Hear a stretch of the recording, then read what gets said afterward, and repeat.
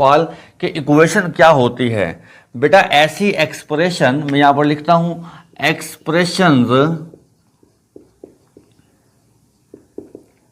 Having equal sign, ऐसी expression जिसमें आपको ये वाला साइन नजर आ जाए, इक्वल का साइन नजर आ जाए, ऐसी एक्सप्रेशन को बेटा हम लोग क्या कहते हैं, इक्वेशन कहते हैं। ये मैं सिर्फ और सिर्फ अभी इक्वेशन को डिस्कस कर रहा हूं बेटा, ये इक्वेशन की बारी।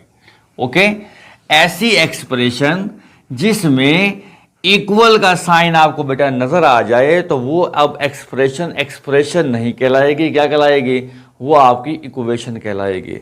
अब प्रॉब्लम यहां पर ये है कि बहुत से स्टूडेंट्स के लिए एक ये नया लफ्ज यहां पर आ गया है एक्सप्रेशन का। अब ऐसी एक्सप्रेशन जिसमें इक्वल का साइन हो, तो हमें एक्सप्रेशन का भी पता होना चाहिए कि एक्सप्रेशन क्या चीज होती है। तो एक्सप्रेशन को देख लेते हैं कि एक्सप्रेशन क्या चीज है। फोकस कीजिए जरा व्हाइट बोर्ड की तरफ। कलेक्शन ऑफ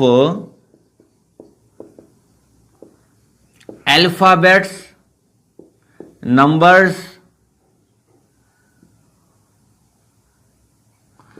एंड ऑपरेटर्स कहते हैं कलेक्शन, कलेक्ट कर लें आप। किसको कलेक्ट करना है आपने, अल्फाबेट को, वह ए से जी तक। ओके, स्मॉल भी हो सकते हैं, कैपिटल भी हो सकते हैं। नंबर्स 0 to 9 होते हैं बेटा। अब ऑपरेटर्स, फिर एक नया लफ्ज आ गया इस डेफिनेशन में हमारे पास। ऑपरेटर क्या होते हैं बेटे, मैथमेटिकल ऑपरेटर होते हैं हमारे पास 4।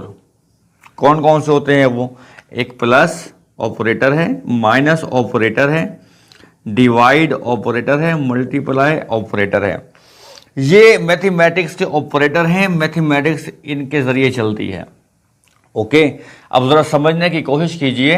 एक्सप्रेशन क्या होती है, collection of alphabets, numbers and operators. इनका मजमुआ, अल्फाबेट्स, नंबर और ऑपरेटर का जो मजमुआ होता है वो मिलकर क्या बनाता है बेटा, एक्सप्रेशन बनाता है। क्या बनाता है मिलकर, एक्सप्रेशन। और अगर एक्सप्रेशन में इक्वल का साइन आ जाए तो वो इक्वेशन बन जाती है। उम्मीद है यहां तक आपको बात मेरी समझ आ गई होगी। एक एग्जांपल से बताता हूं जी। मैं यहां पर लिखता हूं बेटा 4x minus 5। Okay, 4x minus 5। अब इसमें जो ये 4 है बेटा, ये क्या चीज है मेरे पास, नंबर है। x क्या चीज है मेरे पास बेटा, अल्फाबेट है।